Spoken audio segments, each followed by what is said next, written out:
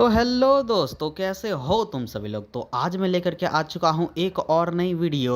और भाइयों, अभी के टाइम पे मेरे पास 1 घंटे की एक प्रॉपर कंप्लीट वीडियो नहीं है। इसीलिए मेरे पास जैसे ही वीडियो अवेलेबल होती है तो मैं उसको आधे आधे घंटे के ड्यूरेशन में अपलोड करता जाऊंगा, तो तुम लोग वीडियो को एंजॉय करो। और रही बात, मैं इतने दिनों से वीडियो क्यों नहीं अपलोड कर रहा था, क्योंकि भाई तुम्हारा भाई थोड़ा सा फेस्टिवल को एंजॉय कर रहा था। अभी मेरे पास ये बीते जो 6-7 दिन थे जिनमें मेरे को छुट्टियां मिली थी, उसमें तुम्हारा भाई फुल धुर्राटे काट रहा है। जितनी मस्ती हो सकती है उतनी मस्ती कर रहा है, तो इसीलिए मैं वीडियो नहीं बना रहा था। लेकिन अब जब छुट्टियां खत्म हो चुकी हैं तो अब तुम्हारा भाई भी काम पे लग चुका है और वीडियो बनाना शुरू कर चुका है। तो बस भाई, तुम लोगों को बस मेरे को इतनी सी इन्फॉर्मेशन देनी थी जो कि मैंने तुम लोगों को दे दी। तो पिछले एपिसोड में तुम लोगों ने देखा था जो खुद और नैनगोम पैट्रियाज ड्रैगन आर्मी के साथ डार्क हेवन एसोसिएशन के ऊपर अटैक करने को आ चुका था। जहां एक तरफ नैनगोम पैट्रियाज की फाइट शुरू हो चुकी थी, वहीं दूसरी तरफ जीगल अपनी स्ट्रेटजी बना रहा होता है। लेकिन उसकी स्ट्रेटजी पे खुला मूतते हुए जो आता है और सीधा बोलता है तुम लोगों को बस बाहर ही रहना है और सिर्फ जो ही अटैक करेगा। जो फिर ये बोलने के बाद बिना किसी की बातों को सुने हुए सीधा अटैक करने को निकल भी जाता है। और जो जैसे ही वहां से निकलता है वैसे ही हमारा पिछला एपिसोड खत्म हो गया था। अब इस चैप्टर की शुरुआत होती है और हमें जो को किले की तरफ बढ़ते हुए दिखाया जाता है, जहाँ पे वो बढ़ते बढ़ते अपने स्वॉर्ड को निकालता है और हवा में ही वो अपना वॉइड वाला अटैक को तैयार करने लगता है। जहाँ पे वो जैसे ही अटैक को तैयार करता है वैसे ही उस किले के दीवार के ऊपर अटैक कर भी देता है। जहाँ पे वो सोल्जर्स अटैक को आता देख करके बुरी तरीके से डर जाते हैं और खुद को छोड़ देने की विनती करने लगते हैं। लेकिन वो अटैक तो आ चुका होता है और वो धमाका हो भी जाता है। जहाँ पे उस धमाके के होते ही पूरी तरीके से तबाही तबाही और तबाही हो जाती है। लेकिन जो भाई इतने में थोड़ा ही रुकने वाला था, ये दोबारा से अपने स्वॉर्ड को उठाता है और ब्लैक होल वाली टेक्निक को उन भागते हुए सोल्जर्स के ऊपर छोड़ देता है। जहाँ पे वो ब्लैक होल जैसे ही उन सोल्जर्स से टकराता है वैसे ही उनको पिस्ता बना के रख देता है। वहाँ खड़े बचे हुए सोल्जर्स की भाई ये देख करके फटी, वो लोग आसपास देखते हैं तो उनको वही फटा हुआ दीवार दिखाई देता है, जिसको देख करके एक सोल्जर चिल्लाता है कासल का दीवार पूरी तरीके से फट चुका है, हम लोग वहां से भाग सकते हैं। इसके बाद ये लोग एकदम कुत्तों की तरह भागते हुए उस दीवार से बाहर की तरफ जाते हैं। लेकिन इनकी फूटी किस्मत, ये लोग जैसे ही बाहर जाते हैं ये लोग ये देख करके हैरान हो जाते हैं कि इनके सामने ही ढेर सारे सोल्जर्स खड़े हो रखे हैं और वो भी कट्टा लेकर के। अब नैनगोम के वो सोल्जर्स जैसे ही उन सारे सैनिकों को देखते हैं उनके ऊपर ढाई ढाई ढाई ढाई भाई सूट पे सूट करने लग जाते हैं। ये देख करके ईलोंग चिल्ला रहा होता है वाह ये क्या ही तो बढ़िया नज़ारा है। पीछे से जीगल बोल रहा होता है लेकिन भाई मेरे प्लान के बारे में क्या, मैंने जो इतना सारा दिमाग खपाया वो किस बात के लिए। इसके बाद बारी आती है फ्लेक्स करने की जियांगो की, जहाँ पे वो अपने स्वॉर्ड को उठाता है और चिल्लाते हुए बोलता है ग्रीन ड्रैगन स्क्वाड और सन ड्रैगन स्क्वाड चार्ज करो। ये ऑर्डर सुनने के बाद वो सारे सोल्जर्स भी काटम पिटी करना शुरू कर देते हैं, जिसको देख करके एक हेवनली असैसिन इनको गाली देता है और उनके ऊपर अटैक करने को आ जाता है। जिसके बीच में कि अपना जियांगो तेजी में भागते हुए आता है और उस बंदे के अटैक को अपने स्वॉर्ड से रोक लेता है। लेकिन उसके फोर्स को फील करके अपने मन में समझ जाता है कि ये एक हेवनली असैसिन है। लेकिन जियांगो भाई कोई हलवा वाला खिलाड़ी तो रही है, ये भी उसके साथ थोड़े स्वॉर्ड के क्लैशेस करता है। लेकिन कुछ क्लैशेस के बाद उसके पीसेस पीसेस करके रख देता है, जिसको देख करके सांगरोक एकदम हंसते हुए बोलता है देखो तो सही इसने कितनी आसानी से एक हेवनली असैसिन को हरा दिया।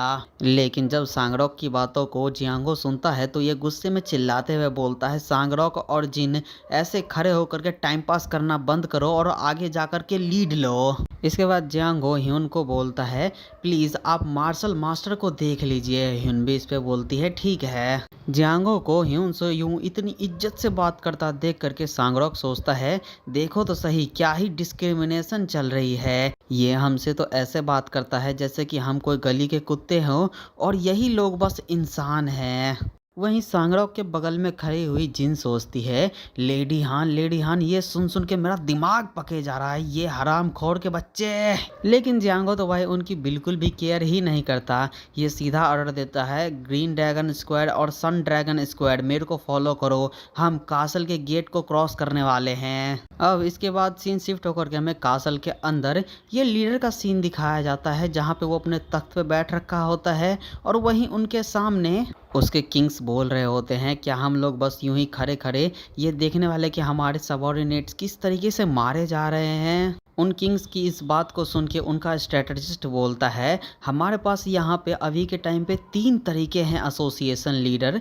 लीडर बोलता है, हैं अभी के टाइम पे इस सिचुएशन में हमारे पास 3 तरीके हैं। स्ट्रेटजिस्ट बोलता है, सबसे पहला तरीका ये है, हम लोग फ्यूचर की सोचे और हमारे पास अभी के टाइम पे जितने भी फोर्सेस हैं उन सभी को एक ऑल आउट अटैक करने को बोल दे, जिस अपॉर्चुनिटी को लेकर के हमारे जितने भी कमांडिंग ग्रुप है वो यहाँ से एस्केप कर जाएगी और झीजियांग में जा करके अपने आप को दोबारा से रिकवर करेंगे और एक सही समय का इंतजार करेंगे। लीडर जैसे ही स्ट्रेटजिस्ट की इस सलाह को सुनता है, ये गुस्से में सोचता है, ये मुझे सच में अभी के टाइम पर सजेस्ट कर रहा है कि मैं डार्क हेवन एसोसिएशन का लीडर अपने ही लोगों को धोखा दूं और यहाँ से भाग करके झीजियांग में जा करके छुप जाऊं बस अपनी जान को बचाने के लिए। आखिर उस जैसी एक बेकार सी हालात में ऐसा कौन सा ही अनऑर्थोडॉक्स सेक्ट का बंदा होगा जो कि हमें ज्वाइन भी करेगा। अब फिर स्ट्रेटजिस्ट बोलता है, हमारे पास दूसरा तरीका है कि हम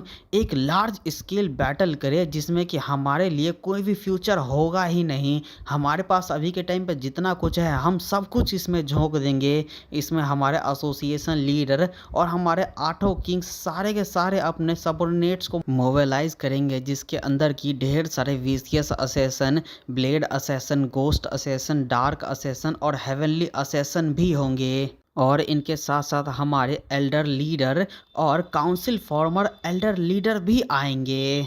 लेकिन इसके साथ साथ हमें हमारे आर्मरी में रखे हुए जितने भी कैनन्स हैं उनका भी यूज़ करना पड़ेगा, जो कि एकदम गुलाब जामुन की होगा एक खाने के बाद। लीडर स्ट्रेटजिस्ट की जैसे ही इस वाले सजेशन को सुनता है, ये पूरी तरीके से हैरान होते हुए सोचता है, हैं ये कौन सी फालतू सी बकवास करने लगा, अब ये क्या सच में मुझे सजेस्ट कर रहा है कि मैं हुएंग ह्यून के कैनन्स का यूज़ करूं, जो कि इंपीरियल फैमिली के एक मार्शल साइड का एक मेंबर है, जिसकी वजह से हमारा डार्क हेवन एसोसिएशन पूरी तरीके से एक एक्सटर्मिनेशन को फेस करेगा।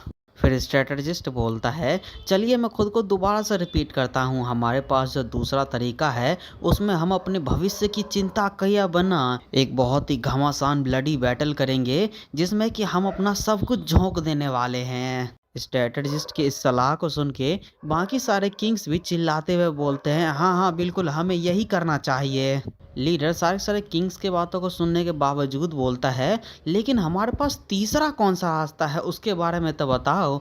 स्ट्रेटजिस्ट तीसरे रास्ते को बताने से पहले घुटनों पे आता है और अपने सिर को झुकाते हुए बोलता है, हमारे पास जो तीसरा रास्ता है वो है कंप्लीट सरेंडर। ये रास्ता हमारे लिए सबसे ज़्यादा बेकार रास्ता है, लेकिन कम से कम इस रास्ते का यूज़ करके हम अपने सारे सबऑर्डिनेट्स को तो बचा ही सकते हैं। लीडर उस सलाहकार की बातों को सुन के सोचता है, एक्चुअली मैं भी यही सोच रहा था कि मैं एक कंप्लीट सरेंडर कर दूं उसके सामने, जिससे कि हमारे जितने भी 8000 सबऑर्डिनेट्स हैं उनकी लाइफ तो कम से कम बचेगी। लेकिन जो चीज़ मुझे ये रास्ता अपनाने से रोक रही है वो है जो क्लैन चेंबर ऑफ कॉमर्स के चेयरमैन जो हुआई का एप्टीट्यूड और उसका सेल्फ पोजीशन। सिर्फ और सिर्फ इसी की वजह से ये गैस करना भी इम्पॉसिबल हो जाता है कि हमारे सरेंडर करने के बाद वो डार्क हेवन एसोसिएशन से कौन कौन से डिमांड रख देगा।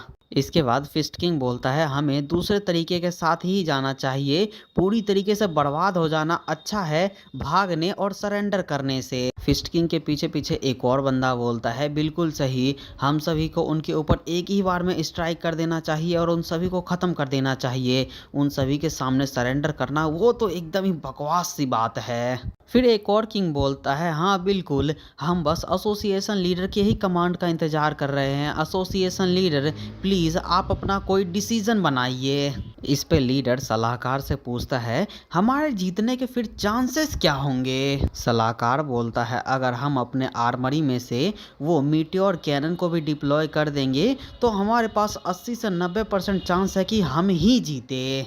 लीडर ये सुन के सोचता है कैनन एक ऐसा वेपन है जो कि किसी वॉर के पूरी तरीके से रुख और चेहरे को बदल सकता है। इसके ऊपर भी इंपीरियल फैमिली के मार्शल साइड का हैंग ह्यून जो कि एक एस्टीम्ड आर्टिलरी इंजीनियर है, उसने खुद ने इस मीटियोर कैनन को बनाने के लिए एक स्पेशल मेथड का यूज़ किया है।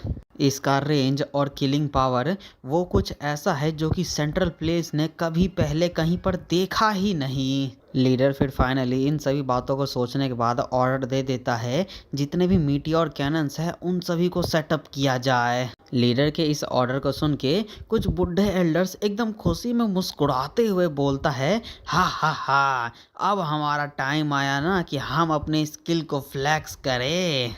इसके बाद एक और टकला बुढ़ा बोलता है एसोसिएशन लीडर जितने भी हमारे फॉर्मर मार्शल मास्टर है मैं उन सभी को भी कन्विंस करूंगा और आपके साथ ही बैटल फील्ड को ज्वाइन करूंगा। इसके बाद black wind heavenly wolf squad और स्पेशल असैसन फैंटम स्क्वाड भी घुटने पे आकर के बोलते हैं हमें बस आपके ही कमांड का इंतजार है एसोसिएशन लीडर। इसके बाद इन सभी की इतनी घमासान सी स्ट्रेटजी मीटिंग हो जाने के बाद ये लोग एकदम बाहुबली की तरह वहाँ से निकलते हैं और एकदम झुंड में भेड़ियों की तरह उस हॉल से जो के सामने जाकर के खड़े हो जाते हैं, जिसको कि जो भी नोटिस कर लेता है और उनको देख करके सोचता है ये एसोसिएशन लीडर के पीछे पीछे जितने भी मार्शल मास्टर फॉलो किए जा रहे हैं ये बिना किसी शक के ये इलाइट्स में से भी इलाइट्स होंगे। मुझे इन सभी को सप्रेस करने में सच में बहुत ही ज़्यादा एफर्ट को लगाना पड़ेगा और इनका जो इतना सारा नंबर है वो सच में ओवरवेलमिंग है। भले ही मेरा इंटेंट मटेरियलाइजेशन इनहेंस क्यूआई और वॉइड पावर कितना भी ज़्यादा स्ट्रांग क्यों ना हो वो सारे के सारे मिलके भी इन सभी को न्यूट्रलाइज एक साथ तो नहीं कर सकता। अगर इनमें से कुछ 2-4 लोग भी इस मेन गेट को पार करके नैनगॉम स्वॉर्ड एक्सपर्ट के पास पहुंच गए तो मेरे जितने भी कॉलीग्स हैं उन सभी की ज़िंदगी खतरे में पड़ जाएगी। जो ये सोचने के बाद सीधा आगे जाता है और अपने एक attack sword of boundless firmament third movement firmament striking the world से अटैक कर देता है, जिससे कि स्वॉर्ड की एनर्जी का एक बहुत ही बड़ा नेट इनके ऊपर आने लगता है, जिसको देख करके बुढ़ाऊ चैन हैरान होते हुए बोलते हैं ये कौन सी बकवास सी बात है, एक स्वॉर्ड्समैनशिप जो कि हेवन तक को पलट के रख सकती है। इसके बाद हमें दिखाया जाता है जो कि उस अटैक को काउंटर करने के लिए लीडर के साथ साथ वहाँ पे जितने भी एल्डर्स और किंग्स होते हैं एक साथ ही उन सभी ने जो कि उस अटैक के ऊपर अटैक कर दिया होता है, जिसके चक्कर में वहाँ पे एक बहुत ही बड़ा धमाका होता है। अपने अटैक को यूं ब्लॉक होता देख करके जो हैरान होते हुए सोचता है ये चीज़ मुझे याद दिला रही है कि जियांगो में एक कहावत चलती हुई आ रही है कि कोई भी 5 अनरेस्ट्रेन्ड रियलम के मार्शल मास्टर एक साथ मिलके एक अनफैथमेबल रियलम के मार्शल मास्टर को हरा सकते हैं। अब जो जितने में इन सभी बातों को सोच रहा होता है उतने में हमें कुछ सिपाहियों का सीन दिखाया जाता है जो कि कैनन्स को निकालते हैं और उसके एम को सेट करके एक साथ ही फायर कर देते हैं, जिसको देख करके जो भी हैरान हो जाता है और सामने से आ रही इतने सारे कैनन बॉल्स को देख करके सोचता है मैं भले ही वॉइड दैट डाइवोर एवरीथिंग इस वाले टेक्निक का कितना भी ज़्यादा टाइम्स यूज़ क्यों ना कर लूँ, ये मेरे लिए इम्पॉसिबल है कि मैं इन सारे कैनन बॉल्स को एक ही साथ में काउंटर कर पाऊँ। जो इस बात को जैसे ही रियलाइज़ करता है वैसे ही कोई एक दूसरी technique world dominating sword wall का यूज़ करता है और उन सभी के सभी सॉर्ड को उन सारे कैनन बॉल्स के ऊपर फेंक देता है, जिसकी वजह से उनमें से बहुत सारे तोप के गोले होते हैं वो सारे के सारे तबाह हो जाते हैं, लेकिन उनमें से कुछ बच के वहाँ से निकल जाते हैं और वो सारे के सारे पीछे वॉल के पास फाइट लड़ रहे नैनगॉम क्लैन के सोल्जर्स के ऊपर जा कर के पड़ने लगते हैं और ढेर सारे धमाकों के साथ वहाँ पर नैनगॉम क्लैन के ढेर सारे वॉरियर्स मारे जाते हैं और उसी के बीच में अपना सांगरोक और जिन भी भाग रहा होता है, जिसमें से बेचारा सांगरोक उन धमाकों के चपेट में आ जाता है और वहीं पर ही गिर जाता है और उसको गिरता देख करके भाई जिन नहीं रुकती, वो तो सीधा भागती ही रह जाती है और वहीं पीछे सांगरोक हेल्प मी चिल्लाता रह जाता जाता है। इसके बाद हमें बुढ़ऊ चंद की तरफ का सीन दिखाया जाता है, जो कि खुद भी धमाके से बच रहे होते हैं। फिर तभी जियांगो चिल्लाते हुए बोलता है, एक जगह इकट्ठा होने के बजाय अलग अलग फैल जाओ, जिससे कि तुम कम से कम बचे तो रहोगे। इसके बाद हमें थोड़ी देर बाद का सीन दिखाया जाता है, जब सारा का सारा धमाका होना ख़त्म हो गया था। उसको देख करके वो तोप चलाने वाला सोल्जर बोलता है, वो जितने भी कमीने हैं वो पैनिक करना शुरू कर चुके हैं, तो इसीलिए हमारे इस खतरनाक से तोप को ऐसे ही चलाते रहो। अब भाई ये सुनने के बाद वो जितने भी तोप वाले होते हैं वो धड़ाधड़ गोले पे गोला फायर करने लगते हैं, और वो गोले से नैनगोम के जितने भी सोल्जर होते हैं वो सारे के सारे लगातार मरने लगते हैं। लेकिन ये होता देख करके ह्यून तेजी से दौड़ के सामने आती है और उस तोप के गोले को ब्लॉक करने की कोशिश करती है, जिसमें से एक को तो ब्लॉक कर लेती है, लेकिन दूसरा उसके पास आ जाता है, जिसको कि ह्यून भी नोटिस कर लेती है और एंड टाइम पे अपने आगे एक आइस का बैरियर बना लेती है। लेकिन वो आइस का बैरियर भी उतना काम में नहीं आता और ये धमाके के चपेट में आ जाती है, जिसको कि जो भी नोटिस कर लेता है। और ह्यून को यूं घायल होता देख करके इसका भी पारा हाई हो जाता है और ये अपने डिमोनिक क्यूआई को एक्टिवेट करके इन सभी को खत्म करने को तैयार हो जाता है, जिसको देख करके लीडर सोचता है, आखिर किसने ही सोचा था मेरे अकेले के लिए इतना बड़ा एक खतरनाक सा बंदा डील करने को बचा रहेगा, जिसको कि संभालना हद से ज्यादा मुश्किल है। लीडर के इन बातों को सोचते ही इसकी नज़र पड़ती है जो की तरफ, जो कि अपने हेवनली डीमन ट्री सॉर्ड को यूज़ करने वाला होता है, जिसको देख करके इसका सिक्स्थ सेंस एकदम ही एक्टिवेट हो जाता है। फिर जो जब जैसे ही कहता है फर्स्ट मूव, लीडर एकदम चिल्लाते हुए बोलता है, जल्दी से यहाँ से सारे के सारे स्कैटर हो जाओ और इस अटैक से बचो। इतने में ही हमें जो का सीन दिखाया जाता है, जो कि हेवनली डीमन के ट्राई सॉर्ड के first move heavenly demon dance of annihilation का यूज करता है और उस मूव का यूज करके इनके ऊपर अटैक कर देता है, जिस मूव से एक बीम जैसी चीज निकलती है और इनको एक ही जगह पे स्टन करके रख देती है। फिर कैमरा एंगल जूम होता है और हमें दूर से दिखाया जाता है, जो कि उस मूव से वहां पे एक इतना बड़ा अटैक हुआ था, जिससे कि वहां का पूरा पूरा जमीन तक गायब हो जाता है और एक क्यूब की शेप में वहां पे एक बहुत ही बड़ा गड्ढा हो जाता है, जिसको देख करके लीडर भी बोलता है, ये तो सच में एक असली का एनहाइलेशन है। लीडर के ये बोलने के बाद हमें इसके फौज का सीन दिखाया जाता है, जो कि उसी गड्ढे में गायब हो गया होता है और बस गिने चुने कुछ लोग ही बचे हुए होते हैं। लीडर ये रियलाइज करते ही घुटनों पे आ जाता है और रोते हुए बोलता है, नहीं ऐसा कैसे हो सकता है, आखिर कैसे डार्क हेवन एसोसिएशन इतनी आसानी से खत्म हो गया।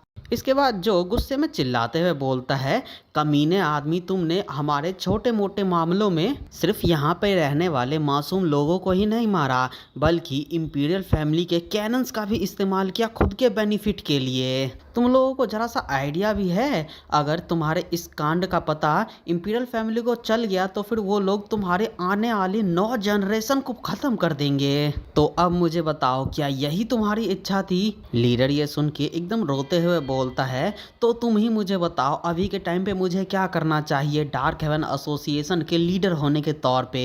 जो इस पे बोलता है, तुम्हारे डार्क हेवन एसोसिएशन के पास जितने भी बिजनेसेस थे उन सभी को जोकलैंड चेंबर ऑफ कॉमर्स को हैंड ओवर कर दो, या फिर उन सभी को एक ही बार में खत्म कर दो। और इसी के साथ यहाँ पे जितने भी बचे हुए सर्वाइवर है वो सारे सारे जोकलैंड चेंबर ऑफ कॉमर्स के एक हेल्पर के तौर पे ज्वाइन कर लेंगे और यहाँ पे जोकलैंड के कंस्ट्रक्शन में यहाँ पे लेबर के जैसे काम करेंगे। लीडर जो के आइडिया को सुन के बोलता है, चलो फिर ठीक है ऐसा ही करते हैं। जो इस पे पीछे मुड़ते हुए बोलता है, चलो ठीक है मुझे फॉलो करो। फिर इसके बाद जो तलवार पे उड़ते हुए हिन के पास आता है और उसकी इंजरी को चेक करते हुए बोलता है, इसके जितने भी इंटरनल इंजरीज हैं वो बहुत ही ज़्यादा खतरनाक है, इसके एक्सटर्नल इंजरीज से जल्दी लेडी हान को हमारे मैन्योर के अंदर लेकर के जाओ। जियांगो ये सुन के जो से बोलता है, लेकिन आखिर अब तुम कहाँ पे जा रहे हो? जो अपनी जगह से खड़े होते हुए बोलता है, बिग ब्रेन के पास।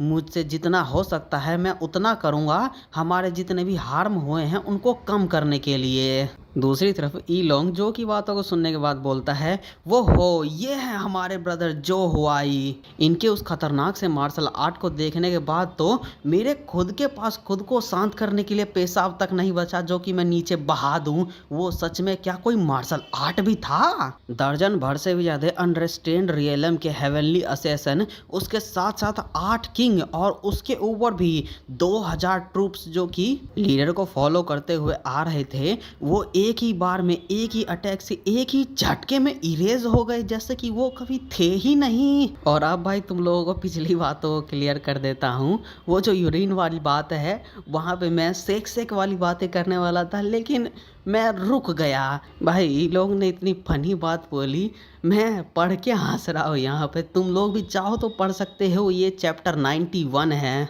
या फिर तुम लोग भाई इसको ऐसा समझ लो कि ईलोंग के भाई गोटे मुंह में आ गए, बस इतना है। वो अपने सेंटेंस के माध्यम से बस इतना ही एक्सप्रेस करना चाहता था। Now back to the story. अब जो जब दूसरी तरफ देखता है तो बोलता है, तुम दोनों ऐसे छुप छुप के कहाँ भाग रहे हो? तुम दोनों को देख करके ऐसा लगता है कि तुम दोनों को तो कोई इंजरी हुई ही नहीं है। जल्दी से जाओ और जितने भी घायल लोग हैं उन सभी को अटेंड करो। इसके बाद चेंबर में आना, वहाँ पे बहुत सारे काम है जो कि तुम लोगों के लिए अभी करना है। जो की बातों को सुन के जिन और सांगरोक की फटी और ये लोग अपनी फटी में बोलते हैं, जैसा आपका कमांड। इसके बाद साइड से बुढ़ऊ चंद जो के पास आते हैं और बोलते हैं, क्या तुम्हारे पास थोड़ा सा टाइम है? क्या हम थोड़ा सा बात कर सकते हैं? जो बोलता है, क्या ये बहुत ही ज्यादा इंपॉर्टेंट है क्या? जो की बात पे बुढ़ऊ चंद बोलते हैं, बिल्कुल ये इंपॉर्टेंट है। बुढ़ऊ चंद ये बोल के अपने मन में सोचते हैं, अभी के टाइम पे बिग ब्रेन के पास हमारे जितने भी नैनगॉम स्वॉर्ड एक्सपर्ट थे वो अभी मरे जा रहे हैं या फिर इंजर हो रहे होंगे। मुझे जल्दी से जल्दी इस टाइम को यूज करना पड़ेगा। अब जब जो के पास कोई भी चारा नहीं होता तो वो एक साउंड प्रूफ बैरियर बनाता है और बोलता है, अब आप बोल सकते हैं। तो फिर बुढ़ऊ चैन भी बोलते हैं, क्या तुम्हारे पास किसी भी तरीके से कोई कनेक्शन है रियलम ऑफ इमॉर्टल लॉर्ड्स से? जो जब रियलम ऑफ इमॉर्टल लॉर्ड्स का सुनता है तो ये सोचता है, ओ तो ये इमॉर्टल रियलम के बारे में बात कर रहे हैं क्या? जो ये सोच के बोलता है, नहीं मैंने कभी भी इमॉर्टल रियलम के कोई भी इमॉर्टल को नहीं देखा है। जो की बातों को सुन के बुढ़ऊ चैन बोलते हैं, मैंने भले ही तुम्हें मास्टर की तरह पहले कभी कुछ नहीं सिखाया, लेकिन मैं तुमसे एक रिक्वेस्ट करना चाहता हूँ। तुम्हारे मास्टर होने के तौर पे दोबारा कभी भी इस जियांगू में अपनी इन डिवाइन पावर को एक्सपोज मत करना। जो इस पे बोलता है, और मैं ऐसा क्यों ना करूँ? बुढ़ऊ चैन बोलते हैं, मैं तुमसे ये तो नहीं पूछूंगा कि तुमने ये पावर को कहाँ से लिया है और कैसे लिया है, लेकिन मैं तुम्हारे इन पावर्स को ऐसे ह्यूमंस के ऊपर यूज करने की परमिशन तो कभी भी नहीं दूंगा। क्योंकि किसी ने भी कभी भी अगर ह्यूमन लिमिट से बाहर जाकर के पावर को दिखाया तो फिर वो सारे के सारे जैसे ही अपने पावर को रिलीव करते हैं वैसे ही वो बहुत ही जल्दी ही गायब हो जाते हैं, जैसा कि उन गॉड्स के साथ हुआ था जो कि मुरीम के एंशिएंट टाइम पे आए थे। स्वॉर्ड गॉड जिन्होंने की अकेले ने ही single handedly hidden sinister demonic cult को पूरी तरीके से खत्म कर दिया। डीमन गॉड जिसने की पूरे पूरे सेंट्रल प्लेन्स को खून से नहला दिया, और मार्शल गॉड जिसने की ग्रेट वॉल के पीछे चल रही ग्रेट वॉर को एक ही झटके में समाप्त कर दिया। ये सारे के सारे जियांगो से अचानक से डिसअपेयर हो गए बिना अपने पीछे कोई भी ट्रेसेस को छोड़े हुए, जैसे ही इनका डिवाइन पावर्स इस पूरी पूरी दुनिया के सामने रिवील हो गया। ये सारे की सारी बातें जियांगो के हाई रैंकिंग वाले बुद्धिजीवियों का कॉमन व्यू पॉइंट और नोट की हुई बातें हैं, जो कि कोई भी एक कोइंसिडेंस तो नहीं हो सकता। हालांकि यहाँ पे इस थ्योरी के अलावा एक और थ्योरी ये है कि इस दुनिया में इंटरवीन कर रहे हैं रियलम ऑफ इमॉर्टल लॉर्ड्स है, लेकिन अभी के लिए उन सभी बातों को छोड़ो। क्या तुम मेरे इस प्रॉमिस के लिए अग्री हो सकते हो? जो बुढ़ऊ चैन की बातों को सुन के बोलता है, मैंने इन सभी बातों को अपने एंसेस्टर से पहले सुन रखा है। डिवाइन थ्रोन और इसके फॉलोअर्स, आखिर किसको ही पता है कि ये so called realm of immortal से कनेक्टेड है या फिर नहीं। लेकिन ये एक ऐसा सच है जिसको कि कोई भी डिनाई नहीं कर सकता कि वही लोग जियांगो को पर्दे के पीछे से कंट्रोल कर रहे रहे हैं। बस यही देख करके तुम लोग समझ सकते हो कि एल्डर स्वॉर्ड गॉड ने किस तरीके से सिल्वर कॉमन एजेंसी के लीडर को एक ही स्ट्राइक में पूरी तरीके से खत्म कर दिया बिना कोई एक अच्छे रीजन के। तुम लोग समझ सकते हो कि वो कोई अच्छे से ग्रुप तो नहीं हो सकते। अब जो इतनी सभी बातों को सोचने के बाद बोलता है चलिए फिर ठीक है, जब तक कि यहाँ पे कुछ भी स्पेशल नहीं हो जाता तब तक के लिए मैं खुद को कॉशियस रखूंगा। अब बुढ़ऊ चैन जैसा ही जो की बातों को सुनते हैं ये एकदम ही खुश हो जाते हैं और खुशी में ही बोलते हैं बाय द वे मुझे ये बताओ क्या ये मार्शल आर्ट स्वॉर्ड गॉड का है। जो ये सुन के सोचता है आखिर मैं इनको कैसे समझाऊंगा जब मैंने heavenly sword supreme divine technique और हेवनली डीमन ट्राई स्वॉर्ड को एक साथ मिलाया तो ये दोनों मिलके एकदम अलग ही दिखता है जो डीमन गॉड एंसेंट टाइम में यूज किया करता था। अब जो के थॉट्स को सुन के डीमन गॉड पर्ल के अंदर से चिल्लाते हुए बोलता है हरामी बच्चे तूने मेरे हेवनली डीमन ट्राई स्वॉर्ड को क्या करके रख दिया है। लेकिन जो डीमन गॉड को पूरा इग्नोर करता है और बुढ़ऊ चंद से बोलता है हाँ ये स्वॉर्ड गॉड की ही टेक्निक है। जो ये बोलने के बाद अपने मन में सोचता है जिस स्टेट में मैंने इस जो हुआई के बॉडी को विटनेस किया था जो कि डिमोनिक फ्लावर से पूरी तरीके से जले जा रही थी, क्या वो इतना ज्यादा खतरनाक डोमिनेटिंग पावर स्वॉर्ड गॉड से बिलोंग करता है। सॉरी भाई ये बुढ़ऊ चैन सोच रहे होते हैं जो के बारे में, ना कि जो अपने बारे में सोच रहा होता है। ये मैं करेक्ट कर दूं अभी। अब बुढ़ऊ चैन जो से बोलते हैं अच्छा ऐसी बात है क्या, अब मुझे समझ में आया, चलो फिर ठीक है अब तुम यहाँ से जा सकते हो। जो ये सुनने के बाद बुढ़ऊ चैन को एकदम पोलाइटली ग्रीट करता है और एसोसिएशन लीडर को उसके कॉलर से पकड़ता है और स्वॉर्ड पे उड़ाते हुए लेके जाने लगता है बिग ब्रेन की तरफ। अब सीन शिफ्ट होती है और हमें बिग ब्रेन का ही सीन दिखाया जाता है जहाँ पे नैनगोम पैट्रियार्च ढेर सारे लोगों से घिरे हुए होते हैं लेकिन वो एकदम तेजी में मूव करते हैं और उन सभी को ही काट पीट करके रख देते हैं। फिर उन सभी को खत्म कर देने के बाद सोचते हैं अब जब सारे के सारे मारे जा चुके हैं तो बस इनमें से 5 ही बचा है, लेकिन ये लोग अपने अटैक को एकदम परफेक्टली कोऑर्डिनेट करना जानते हैं। पैट्रियार्च ये सोचने के बाद अपने आसपास के हालातों को देखते हैं और सोचते हैं डार्क हेवन एसोसिएशन के पास हमसे कई गुना ज्यादा मार्शल आर्टिस्ट के पावर है जिसकी वजह से क्लोज कॉम्बैट हम किसी भी तरीके से अवॉइड कर ही नहीं सकते। पैट्रियार्च ये सोचने के बाद दोबारा से अटैक करने के लिए जाने लगते हैं और जाते जाते सोचते हैं ज्यादातर नैनगोम स्वॉर्ड एक्सपर्ट 5 से 6 डार्क हेवन एसोसिएशन के मार्शल आर्टिस्ट को एक साथ फेस कर रहे हैं। मुझे जल्दी से जल्दी मेरे सामने खड़े ये हेवनली असेसन को खत्म करना पड़ेगा और बिना कोई वक्त जाया किए हुए बैटलफील्ड को ज्वाइन करना पड़ेगा। लेकिन यहाँ पे सबसे बड़ी दिक्कत वाली बात ये है पैट्रियार्च इतना सोचने के बाद सामने से आ रहे हेवनली असेसन की तरफ एक खतरनाक सा स्लैश मारते हैं लेकिन वो सारे के सारे ही एक एक स्लैश का अटैक करके बच जाते हैं। और इसी के साथ पैट्रियार्च की बातें पूरी होती है जहाँ पे वो सोचते हैं इन कमीनों को बहुत ही ज़्यादा अच्छे से पता है कि कोई एक अनफैथमेबल रियलम के मार्शल मास्टर को किस तरीके से डील करना है। इसके बाद जब वो हेवनली असेसन पैट्रियार्च के ऊपर दोबारा से अटैक करते हैं तो पैट्रियार्च उस अटैक को काट करके सोचते हैं, लेकिन यहाँ पे प्रॉब्लम वाली बात ये है इस फॉर्मेशन के बीच में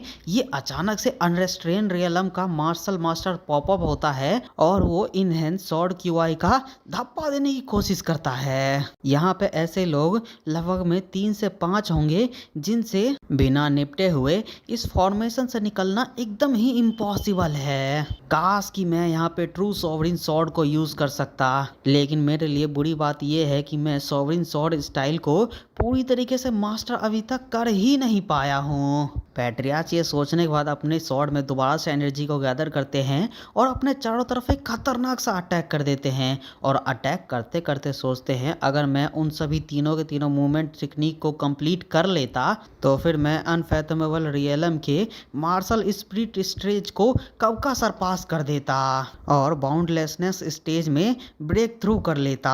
पैट्रियार्च का इतना सोचना ही था कि तभी यहाँ पे जो एंट्री करता है और एकदम तेजी में आकर के उन सभी के सभी हेवनली असेसन को खत्म कर देता है और उन सभी के सामने जाकर के खड़ा हो जाता है। फिर हवा में रहते रहते लीडर के कॉलर को छोड़ता है जिससे कि लीडर जमीन पर धड़ाम से जाकर के गिरता है। फिर जो ये करने के बाद खुद भी नीचे आता है और लीडर के ऊपर ही खड़े होकर के चिल्लाते हुए बोलता है अगर तुम अपने लीडर को यूं ही मरने मरते नहीं देखना चाहते तो सारे के सारे अपने स्वॉर्ड को नीचे गिरा दो। लेकिन जब वो लोग जो की बातों के ऊपर कुछ रिस्पॉन्स ही नहीं करते तो जो दोबारा से चिल्लाते हुए बोलता है, मैंने कहा अपने अपने वेपन को ड्रॉप करो तुम कमीने कहीं के। अब फिर जब वो लोग अपने लीडर की बेबसी को देखते हैं तो वो खुद भी अपने वेपन को छोड़ देते हैं और पूरी तरीके से सरेंडर कर देते हैं। वहीं पीछे खड़े पैट्रियाची ये सिचुएशन को देख करके सोचते हैं, क्या ये डार्क हेवन एसोसिएशन का लीडर ली ग्यूम जिन नहीं है, मेरा कट्टर दुश्मन जिसने कि हमारे नैनगोम क्लैन को 40 साल से भी ज्यादा से पूरी तरीके से परेशान करके रखा हुआ है, लेकिन आखिर इसकी ऐसी हालत कैसे हो चुकी है। इसको यूं कुत्तों जैसी हालात में देखना और भी ज्यादा सफोकेटिंग है रिफ्रेशिंग से ज्यादा। पैट्रियाच ये सोचने के बाद हिचकिचाते हुए जैसे ही जो का नाम लेते हैं वैसे ही जो पीछे पलट के बोलता है, मुझे लगता है आप मुझसे अभी के टाइम पे ये कहने वाले हैं कि अपने एनिमी की तरफ भी थोड़ा सा रिस्पेक्ट करो या फिर ऐसे ही कुछ स्टफ। लेकिन क्या अभी के टाइम पे आपको पता है इस एमसी की वजह से मेरे जो क्लैन चेंबर ऑफ कॉमर्स के 247 मेंबर्स ने अपनी लाइफ को गंवा दिया है। इन्होंने तो उन मर्चेंट्स तक को नहीं छोड़ा जिन्होंने की सबसे बेसिक मार्शल आर्ट तक को नहीं सीख रखा था। तो फिर प्लीज कम से कम आप मुझे इस समय तो ह्यूमैनिटी दिखाने को मत ही बोलिएगा। जो ये बोलने के बाद अपने तलवार को पकड़ता है और एक दरवाजे पर लगे बोर्ड जहां पर लिखा होता है डार्क हेवन एसोसिएशन का फर्स्ट ब्रांच, उसके ऊपर एक खतरनाक सा अटैक करता है और उस पूरे पूरे दरवाजे को ही वहां से काट कर बर्बाद कर देता है। फिर उस दरवाजे को बर्बाद कर देने के बाद चिल्लाते हुए बोलता है, आज से और अभी से डार्क हेवन एसोसिएशन पूरी तरीके से डिसबैन होती है। तो इसीलिए अगर किसी का मन है जो क्लैन चेंबर ऑफ कॉमर्स के अंदर सर्व करने का तो फिर जल्दी से अपने घुटने पे आ जाओ, अगर नहीं तो फिर तुम लोग यहाँ से एकदम ही फ्री हो जाने के लिए, तुम लोगों को यहाँ से जाने से कोई भी नहीं रोकेगा। हालांकि तुम इस अपॉर्चुनिटी को खो दोगे जिसमें कि तुम हमारे मेंबर्स बन सकते हो, जो कि दोबारा कभी भी नहीं आने वाला। यहाँ पर तुम्हारे साथ किसी भी तरीके का डिस्क्रिमिनेशन नहीं होगा, भले ही तुम अच्छे मार्शल आर्टिस्ट हो या फिर बुरे, तुम्हें एकदम ही इक्वल ही अपॉर्चुनिटी मिलेगी। सारी की सारी चीज़ें तुम्हारी ओनली और ओनली एबिलिटी और रिजल्ट के ऊपर ही डिटरमाइन करेगा और तुम्हें सैलरी भी एकदम ही बराबर ही मिलेगी। और तुम्हें अभी से किसी भी एसोसिएशन को दोबारा से कोई भी चीज़ ऑफर करने की ज़रूरत नहीं है और ना ही तुम लोगों को ऐसे कोई डेंजरस मिशन के ऊपर भेजा जाएगा जहां पे तुम्हारी लाइफ के ऊपर थ्रेट होगा। जो कि ये भाषण दे देने के बाद कैमरा एक हेवनली असैसिन के ऊपर फोकस होता है जो कि सिचुएशन को बड़ा अच्छे से समझता है और सबसे पहले घुटने पे आ जाता है। और इसके घुटने पे आने के साथ ही ये चैप्टर और ये वीडियो यहीं पर ही ख़त्म होता है। तो अब मैं तुम लोगों को बता दूं भाई, अभी मेरे पास वीडियो नहीं बन पा रही है कि मैं 1 घंटे की वीडियो बना के डाल दूं, तो इसलिए मैं मैनेज कर रहा हूँ आधे आधे घंटे की बनाऊं और जल्दी जल्दी अपलोड करूँ। तो इसलिए भाई लोग तुम लोग जो कि है बस बेल नोटिफिकेशन को ऑन रखो, तुम लोगों को जल्दी ही अगली वीडियो देखने को मिल जाएगी। तो चलो फिर मिलते हैं इसके अगले वीडियो में, तब तक के लिए बाय बाय।